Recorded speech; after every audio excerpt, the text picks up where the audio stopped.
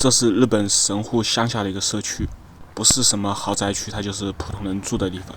像以往一样，我依然会说这里的房子都是白菜价。那么具体白菜到一个什么程度呢？今天我会给大家讲解清楚。很多人都很喜欢这种乡下的生活，这其中主要是2个原因。一个呢是它不像东京的生活圈那么的卷，一些到大城市吵闹够了的人都很想到这种安静的小地方生活。第二个就是乡下的环境要更好一点。这个社区里最近的一个购物中心步行的话是20分钟，骑自行车过去的话是10分钟左右。那个购物中心的规模很大，有餐厅、有电影院、有超市，所以在这里你能够享受这种安静环境的同时呢，你又不缺玩的地方。当然这里到神户的市中心，它坐车依然是30-40分钟。30-40分钟通勤的车程去上班，我认为很多人都是能够接受的。好，大家先看右边的这个房子，这种呢属于是角地。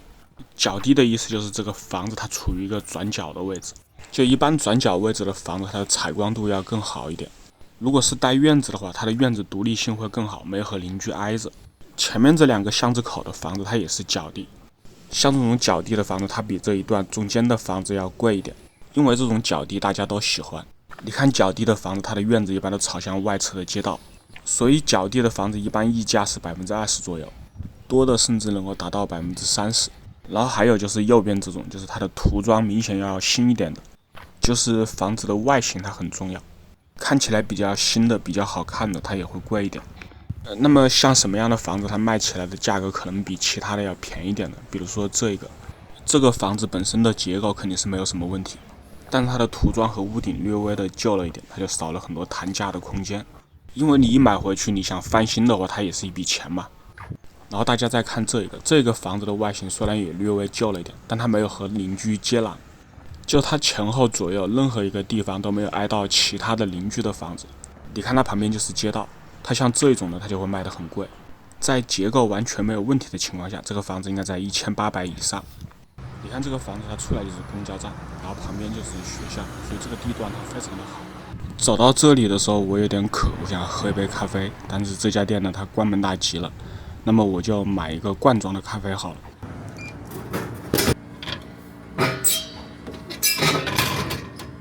这里有一个超市，走着有点累了，先在这里喝一个咖啡，等会再带大家去这个超市看一看。我先在这里休息一会。这个社区唯一让我觉得不好的地方就是这里没有咖啡店，唯一的一家倒闭了。虽然可以骑自行车到下面的那个大型的购物中心去喝咖啡。这个超市就是这个社区日常买菜的地方。好了，那么继续带大家逛一逛。其实这个社区它并不偏僻，它可能正是因为靠着一个比较大的购物中心，它才没有什么咖啡店。而且这边的房子它一个比一个大。然后我们再来看前面的这个不光是在角地，它还在道边。像这种房子呢，它是一个双刃剑，它的视野非常的开阔，但它也会比较吵。这种它比较适合开咖啡店，所以它的商业价值要大于一般的住宅。价格往往波动是比较大的，有的是普通的价格就卖了，有的是要卖高价。你看这个也是道边加角地，道边的意思就是旁边有一条大马路，因为经常会有车流经过，所以这种位置呢，它通常是会比较适合开店的。但大家在视频里面也会听到了，就是它比较吵，住宅的舒适度会降低一点。但总的来说，它相对于大城市它还是安静的。白天有个把2个车经过的话，其实我觉得是不影响。然后我们先来看右边的这个。右边的这个，它是一个古色古香的房子。等会遇到这种呢，我会给大家拍更多。这种比较有意思，可能有人觉得这种古色古香的更好看一点，但它的售价通常要比其他的更便宜一些。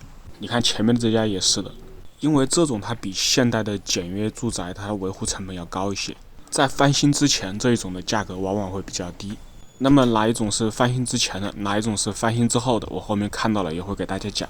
我刚刚说到了现代简约住宅，这个就是现代的简约住宅。这一种的维护成本极低，几乎不怎么需要维护，但它的价格它属于2极分化。而这个房子它虽然也是比较新的，但它这个不属于是现代简约建筑，大家可以看明白了吧？像这种都不是，这个属于豪宅了。你看它这么大一个院子。然后我们走过来看这2个，这2个虽然也是偏现代的建筑，但它明显也就是比较旧了，所以这种也会比较便宜一些。而在它隔壁的这一家呢，这个就比较贵了。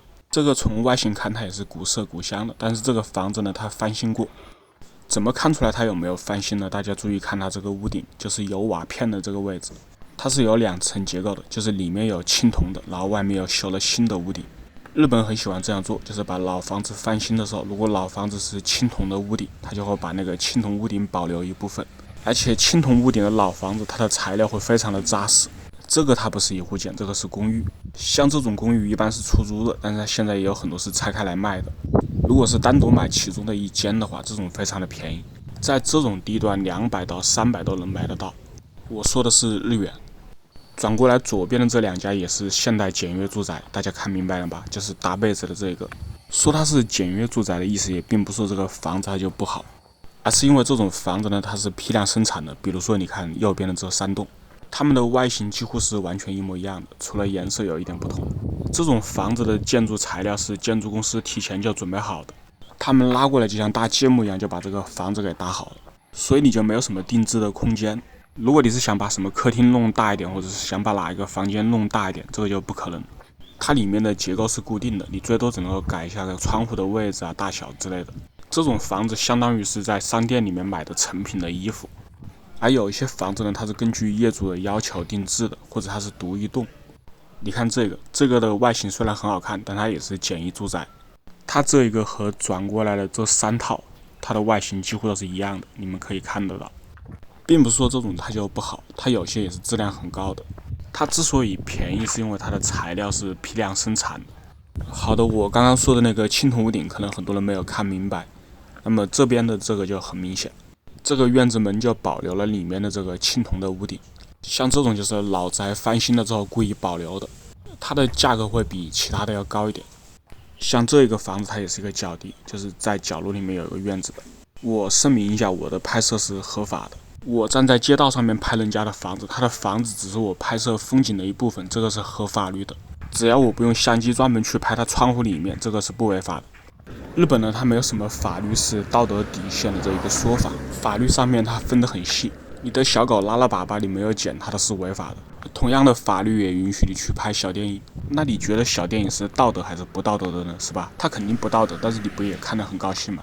对于道德模范，我建议你专门去搜大久保和飞田新地的街头拍摄，这种呢它是100%违法且偷拍的。好了，那么大家看到前面这个蓝色的房子，这个房子呢它处于一个非常尴尬的位置，大家可以看到前面有一个黄色的网子，这个是这个社区堆放垃圾的一个点。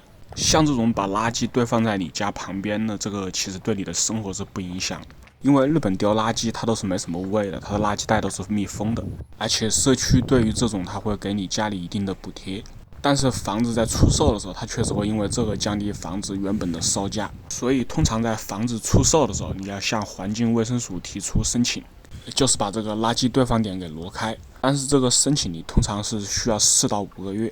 而正常情况下，4到5个月这个房子你就已经卖掉了，但是你在挂牌出售之前，你又不能够提交申请，所以这就是我说它为什么会很尴尬的一个原因。然后我们现在看到的这一排房子呢，它因为路口的这条路它比较宽，就是屋门口的这条路，它也会有一定的议价权，就是价格会比较高一点。像我们前面拍摄那一部分呢，它的路就会比这个窄一点，这个也是属于很正常的，我相信大家都能够理解。这种在定价的时候会有专业人士给你意见，当然你听不听那是你的事情，你想卖多少钱也是你自己的事情。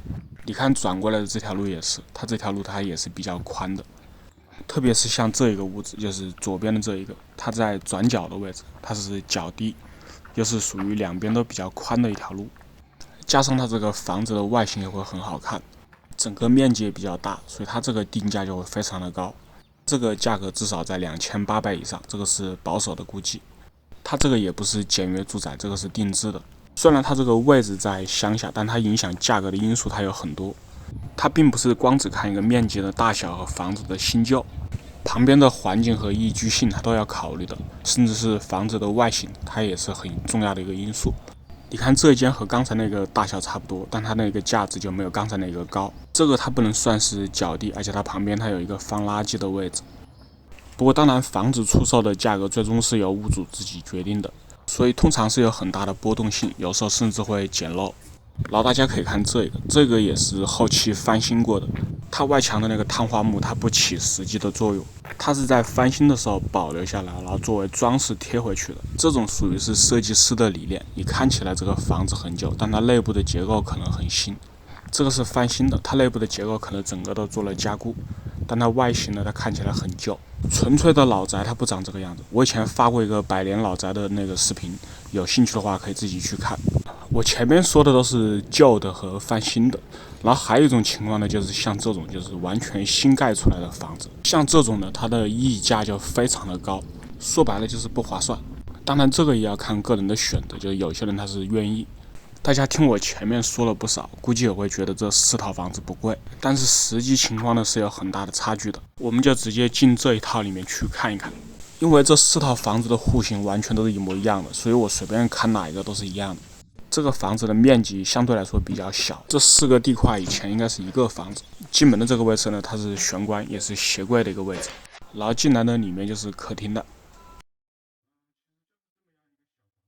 它也是这种餐厅和客厅一体的结构。走过来这边是一个小厨房，厨房这边留的比较宽，是让你在后面放冰箱、放柜子的。它这个厨房甚至都没有洗碗机。厨房的后面是浴室，这个浴室是一体化的。房子虽然不大，但是那个浴室还挺大的。它这个台板可以抬起来。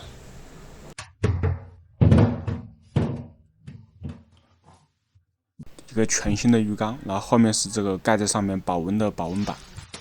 浴室的后面有一个门，打开是后面的一个小院子，但这个它不是晾衣服的位置。日本它一般不在院子里面晾衣服，这个它可以种点小菜。然后走回去了之后呢，这边是卫生间，就不知道为什么这个结构很奇怪，它外面还有一个小的隔间，不知道是做什么用的。再打开一个门，里面才是马桶。这个设计是真的不好，很浪费空间，就这个地方它没什么用。然后再上2楼，它楼梯也很陡，还是比较窘迫的一个房子。但这个房子它的价格它并不便宜。上来之后，里面是主卧，主卧用的是客厅的一个空间，所以还比较大的，采光也比较好。就是这个主卧的空间是和客厅完全一模一样大的，窗户外面的风景也还行，可以看得到街道。出去之后还有2个房间，一个是这一间，这个是个次卧，因为被走廊占去了一部分空间，所以这个次卧它也不大，刚刚够摆一个床。里面这个是衣帽架，走廊的尽头是另外一个次卧，这个次卧也是比较小的一个，刚刚够放一个床一个书桌。从这个次卧出来，旁边是一个很小的卫生间。回到刚刚的主卧，这个是主卧的阳台，这个阳台也比较窄，就是起不到实际的作用，它只能够晾衣服用。平时站阳台上面抽个烟还可以，想坐在这里喝个酒什么的都不可能。这个衣架抬起来就可以晾衣服了。这个房子总体来说呢，我肯定是不会买。首先就是它太小了，它住起来比较憋屈。再一个，它这个价格，它对于这个地段来说它是天价。具体多少钱我就不说了，我的粉丝里面有一个克朗，他一定能够找出来。不过很多新盖的房子到后期都会降价。一般来说，完工了6个月的房子还没卖出去的话，他都会打一个骨折价，因为他亏了，他把房子的资金压在这里6个月还没卖出去，他把这个钱拿去做别的，早就赚不少钱了。而且法律上面规定，新盖的房子1年之内还没有卖出去，它就不能够叫新筑一户建了，它只能够叫未入居中古房，也就是说没有住过的二手房。到时候房子的价值就会大打折扣。像这种明显定价太高的房子，它那个策略上面它其实是失败的。日本它是一个讲究现金流动的国家，就你把这个钱压在这里1年，你怎么算都不划算。你哪怕重新买一个公寓，你拿去出租，你1年能赚多少钱嘛？是吧？这个社区的环境还是不错的。像我举例子的这些房子啊，就是它的价值我是估的，并不是说它一定就真的卖这个钱。我是根据它实际的市场价值来判断的，就是市场上面肯定能够找到这个价格的。所以如果有网友说我胡说八道的话，那我是不认的啊。我说的价格我是肯定能够找到类似的，但是不代表我随手举例子的一个房子它就一定是这个价格。这个逻辑咱们要搞清楚，就是这么一回事。好了，然后我们现在去刚才的那个超市来看一下这个超市卖的东西贵不贵，生活成本高不高。我顺便也买点东西吃个饭。这边是一些袋装的菜，海苔呀，一些这种。像一些鱼的话，它这边是很便宜的，虽然这里不是名市，但是一般来说鱼都会卖的比较便宜。这个是直接烤了就可以吃的，它撒一点盐就可以了。这一个是煮汤的，这个现在打7折。肉制品的话，普遍超市都差不多，业务超市会略微便宜一点。像我在家里吃肉就吃的比较多，我吃米饭我吃不起。你看它这个价格，它这个价格已经跟米差不多了。它这个100克128，米的话是1斤440。这边这个鱼也比较便宜，这个198是4条，也是烤着吃的。就再真的不要说是吃不起米饭，是确实吃不起，我们吃鱼好。煮个鱼头汤啊，这个半价。买2盒这个肉，今天就回去炒肉吃，也不吃米饭了，米饭吃不起啊。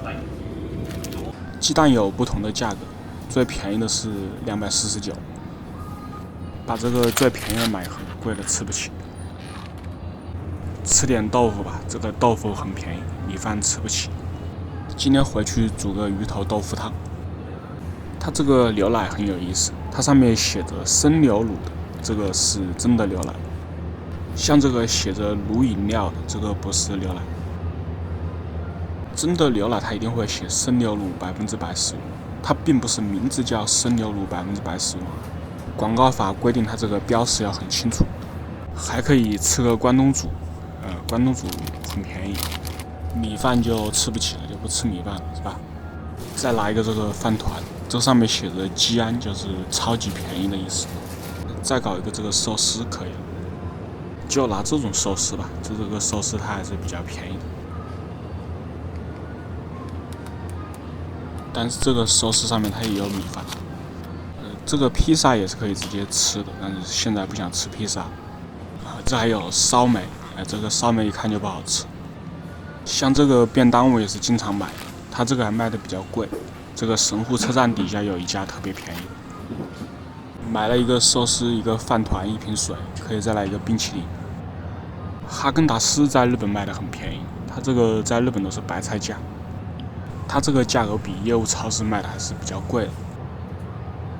不过我有比它更想吃的，就是这个冰淇淋，我觉得比它更好吃。一个冰淇淋，一个寿司，一个饭团啊，午饭解决。就坐在刚刚喝咖啡的这个椅子上面吃就可以了，吃完了我要把那个垃圾拿回去给他。这个冰淇淋是这样子的，就是打开里面它全都是巧克力，就我还很喜欢吃这个冰淇淋的。但是他没有给我吃冰淇淋的勺子，那我就用筷子吃了。它这个热量一定很高，但这个冰淇淋它很好吃，因为我每次买我都会喜欢买这一个。就在这里简单的吃一个午饭了。开始吃了。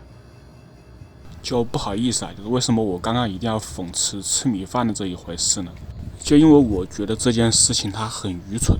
我从来也没有否认过米价不贵，我从来说的都是米价只是占生活开支很小的一个部分。但是总有那种人家吃不起米饭了，吃不起米饭了，我吃不起米饭了，我吃肉吃鱼行不行？是吧？好了，那么今天的视频就到这里了。喜欢我的视频，请记得点赞、关注、收藏，谢谢大家。